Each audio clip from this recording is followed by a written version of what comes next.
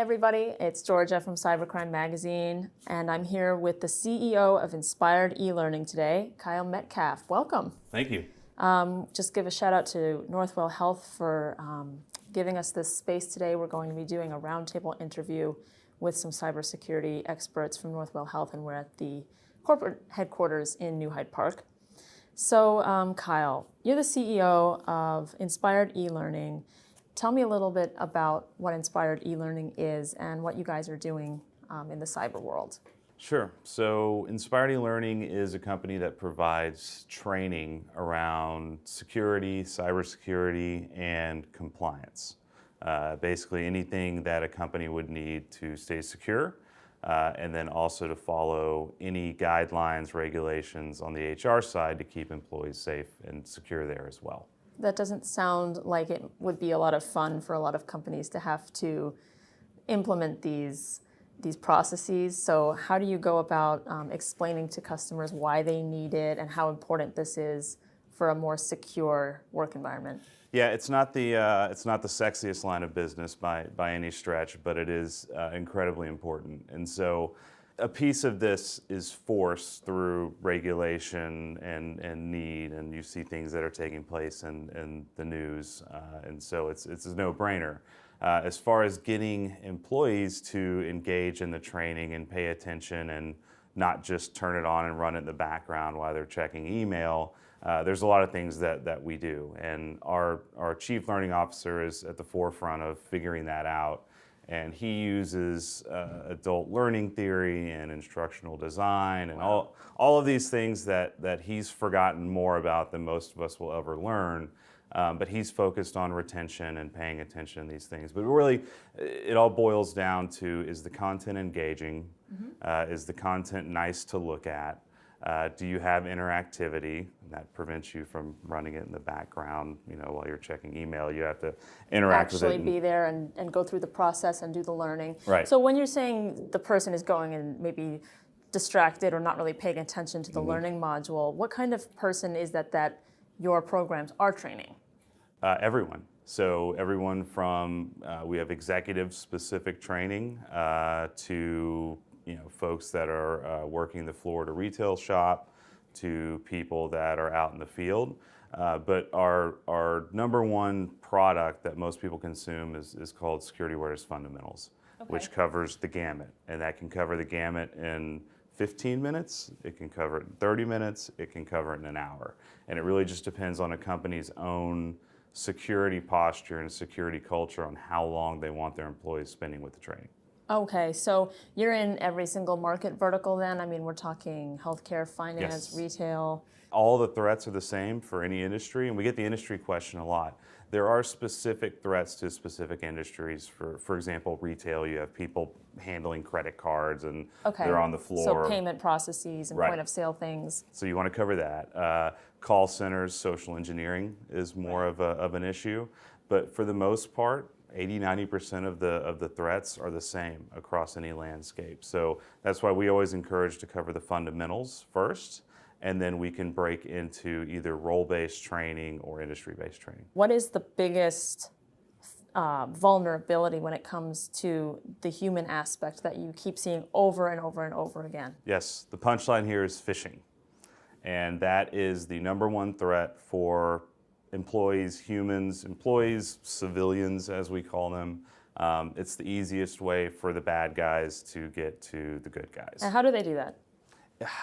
A number of ways. Break it down for my grandma or my mom who might be clicking on a link. Yeah, the first way that everyone's familiar with is the phish, where I'm going to send you an email. It's going to look like it comes from a legitimate source, sometimes more so than others, and it's either embedded with some sort of virus or it's going to ask you for personal information.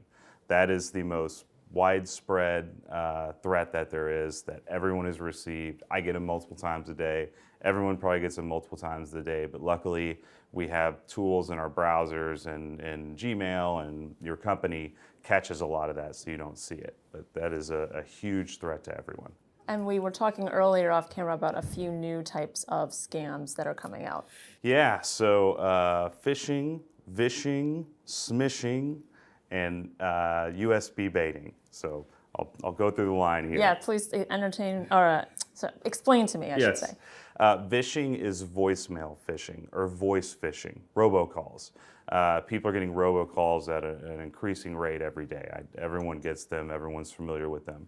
And an example of a vishing attempt would be that your phone rings, you pick it up, it says, hey, this is your cable provider, we have an alert on your account, please enter the last 4 digits of your social security number. A lot of people will do that. Another one would be someone calling in and saying, hey, this is your IT department, you've got a virus on your computer, give me your credentials and we'll go in and fix it. And people sometimes fall for that. Smishing is SMS phishing, so texting. And that's going to be the same as the email, except it comes through your phone on a text. They're going to ask for some sort of personal information or ask you to complete some sort of task or series of tasks that's going to lead to them capturing information that they shouldn't have. Okay, and is this going to end up being more of a stolen identity problem, or are people putting in their credit card information? Everything. Stolen identity, credit card, company compromise. A lot of our customers that consume the vishing and smishing simulations that we do are trying to protect the organization. So it's another vector for bad guys to get into your organization and walk through the front door. Phishing is so popular because companies will spend millions of dollars on hardening their IT systems, buying software, hiring people to watch the system, make sure that the system is safe. However, if one of your employees hands over their credentials and the bad guy walks straight in, none of those systems are going to catch it. And that's the biggest risk.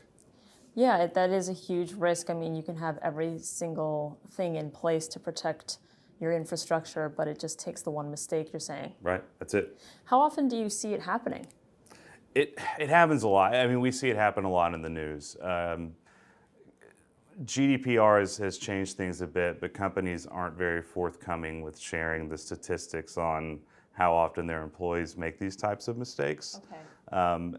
It happens quite a bit, and just following the news, you see that there's a public breach that loses hundreds of thousands or millions of pieces of sensitive information. It seems like every week right now. It's unbelievable. Yeah. And GDPR was put into place last year, and we know that does involve companies in these states that deal with European customers. How many more regulations from the United States government do you foresee in the future? It's coming. We'll have some sort of GDPR type compliance, and California's pushing something right now. New York has just tightened regulations that are rolling out the next couple of years. It'll happen. To what degree, I'm not sure. And how it's policed is also the really tough part. Right. Company doesn't want to be blamed. Internet company doesn't want to be blamed for someone's mistakes. Right. And how can someone prove that Tom in accounts payable accidentally gave their information to a bad guy who got in, who did something, but it wasn't a big public breach? Under GDPR and under these potential future guidelines, that would be something that would have to be disclosed publicly. How do you go and audit every company that's out there? Something that I thought was interesting is that Inspired eLearning, you put the phishing simulations into place. You also work with making sure that compliance and regulations are being checked. How do you work with companies and CEOs, or who is the person that you talk to the most? Sure, it's a chief security officer or a chief information security officer on the security awareness side. For our HR compliance, anti-harassment, it's clearly going to be your HR department. Okay. But what happens 99 times out of 100 is that the CISO or the CSO or whatever the acronym is, the C-level, that is the ultimate decision maker for this, is not the person that's responsible for implementing the program. And we see unpaid interns, we see HR generalists who have no experience doing this type of thing, which is one of the reasons why we've augmented our product significantly in the last 12 months to be curated and have a lot of ease of use. So we historically would ask a lot of questions to an unpaid intern who's there to get, coffee or what have you, and they would say, I don't know. Right. What threats are you trying to prevent? I don't know. Right. I don't know anything. You don't even know if this individual is going to be staying at that company long term. Yeah, they don't even know where the bathroom is. They've been there for such a short period of time, Yeah. and we're asking them to build out a security posture that's going to protect the company from huge liability. How many people work at Inspired eLearning? A little over 100. That's pretty big. Mm-hmm. Yeah, and growing. And growing. And you've grown other businesses before. Tell me a little bit about your background, how you got into cybersecurity. Sure. So I was at a company called Rackspace for 13 years, and Rackspace does cloud computing, hosting, managed hosting. Now gone on to support AWS and some of the other players. But my background there was in sales, and I started off as a salesperson and moved into channel.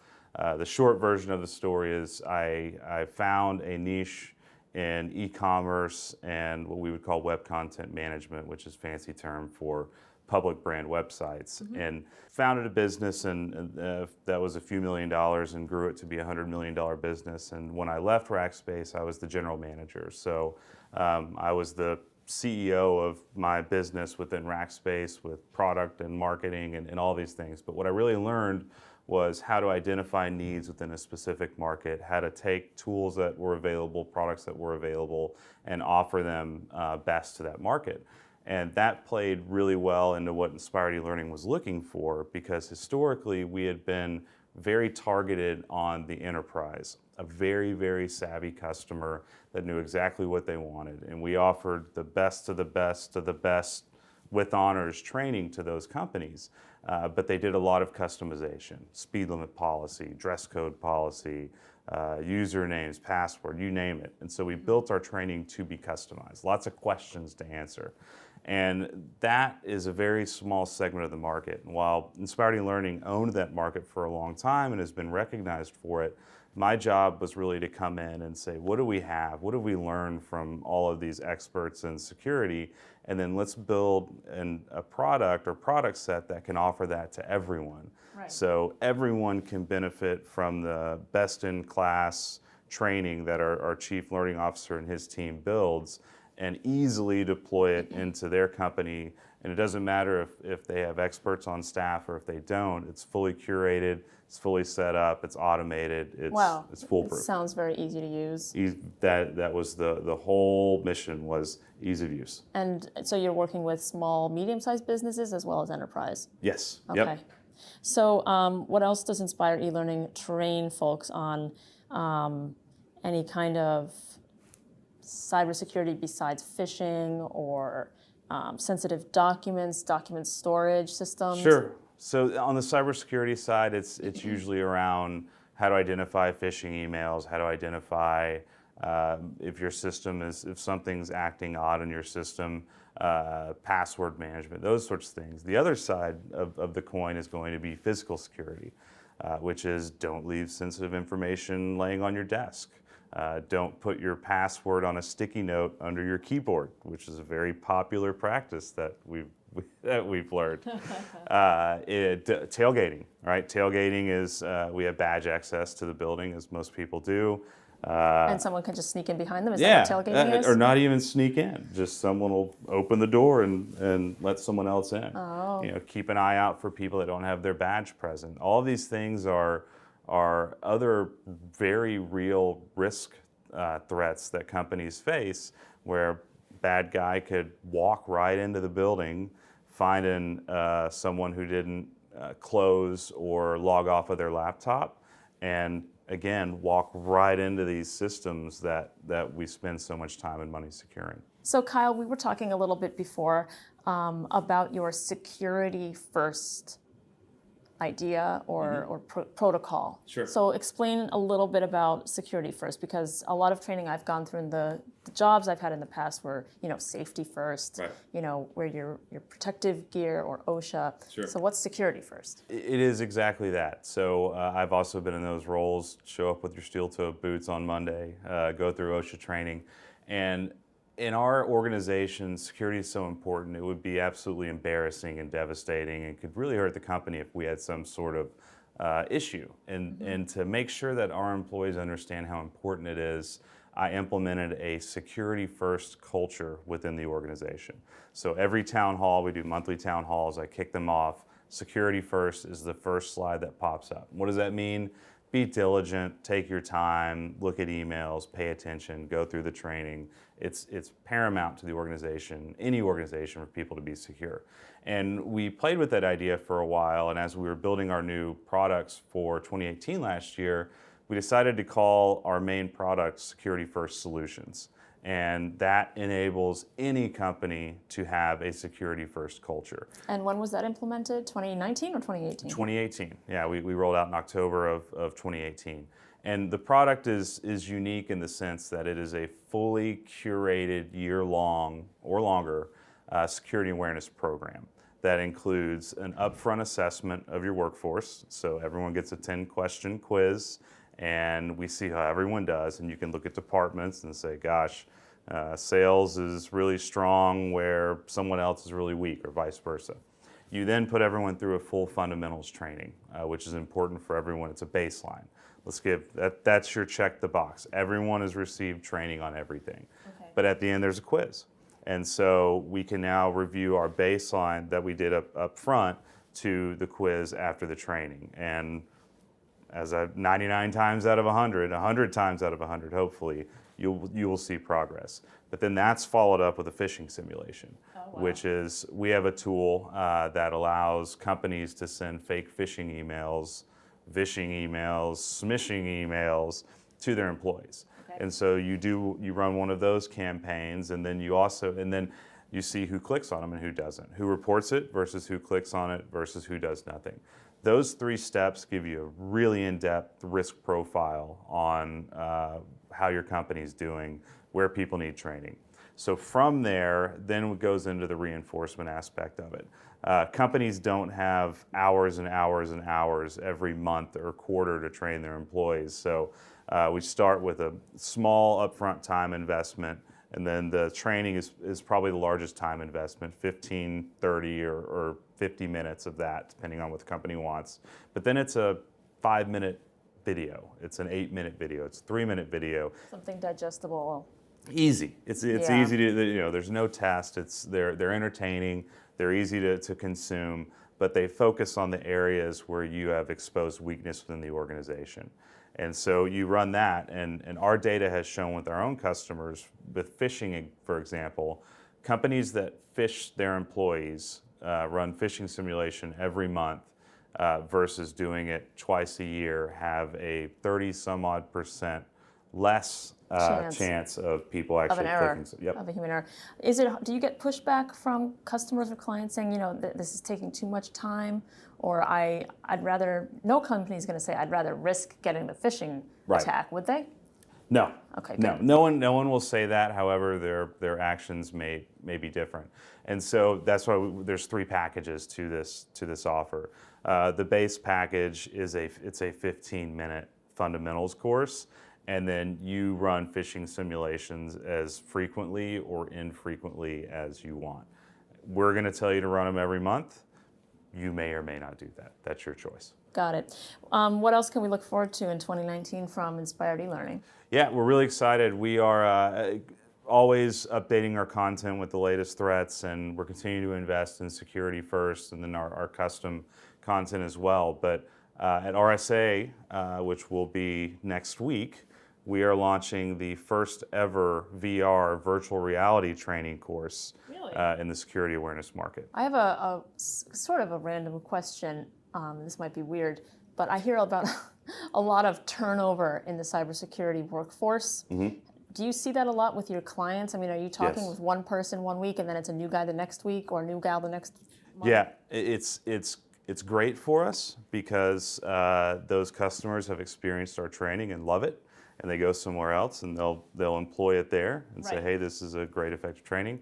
But it is frustrating because we will pick up the phone to try and talk to a client, or if we have a renewal, or if we need to change something, and they're just gone. And there's so much opportunity in the security space right now that people's phones are ringing, and I won't get the stat right, but it's, for every job open, for every 10 jobs open, there's, one person to fill it or something. Pretty much, yeah. Cybersecurity Ventures has a prediction that by the year 2021, there will be approximately 3.5 million unfilled jobs in cybersecurity worldwide. I believe it. So I was curious if you were experiencing that from the other end of training these folks and they move on very quickly. Yeah, absolutely. One of our internal sayings is that as long as there's bad guys and people make mistakes, we're in business, as is everyone else in the cybersecurity world. That's not going to change. Do you ever find out or investigate somehow who these bad guys are that are sending out the phishing campaigns? We don't spend a lot of time on it. Our number one mission is to understand what we do. What we do focus on is the campaign itself. Interesting. Okay. And so, what would that look like, just out of curiosity? If it's a new type of, one of the more popular things that phishing scammers will do is take a current event, whether it is a hurricane or natural disaster or presidential campaign. Yeah. Right now it's tax season, and so I'm getting a lot of texts on my phone that I'm actually concerned about now. You having should, this conversation. you should delete those. The IRS does not text. Right.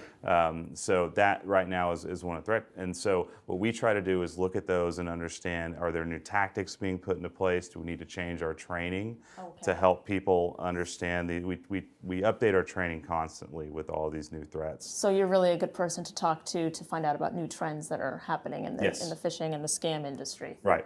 Yep. Okay. So what does a scammer look like? Could be anybody?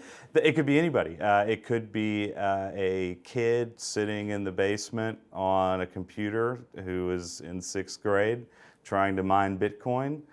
It could be a guy in a hoodie. 6th grade? 6th grade, Wow. 8th grade.